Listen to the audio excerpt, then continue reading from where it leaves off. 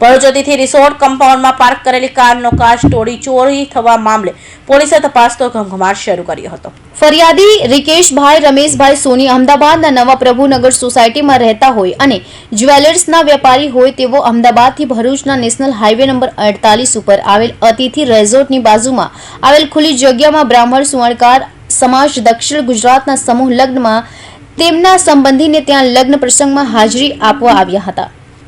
તે દરમિયાન તેઓએ પોતાની 4 વ્હીલ ગાડી પાર્કિંગમાં મૂકીને ગયા હતા અને પરત અમદાવાદ જવા માટે પોતાની ગાડી પાસે આવતા ડ્રાઈવર સાઈડનો કાચ તૂટેલો જોઈ તેઓ ચોંકી ઉઠ્યા હતા અને ગાડીમાં સોનાના દાગીના ભરેલું બેગ ગુમ જણાવતા ભરૂચ નબીરપુર પોલીસને જાણ કરતા પોલીસ કાફલો સ્થળે પર પહોંચી તપાસનો ધમધમાટ શરૂ કર્યો હતો।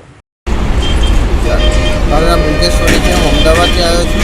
એ અતિથિ રિસોર્ટમાં ફંક્શનમાં આવ્યો હતો અને ત્યાં મારી ગાડીનો કાચ તોડીને ચોરી વસ્તુ લઈ ગયા છે અને એમાં જ્વેલરીઝ હતી ગોલ્ડની લગભગ 7 થી 8 લાખની આજુબાજુની, હા એપ્રોક્સિમેટ 9 થી 10 લાખ આસપાસની હશે અને કેશ હતી 30,000। તમે પોલીસને જાણ કરી? હા, પોલીસને જાણ કરી છે।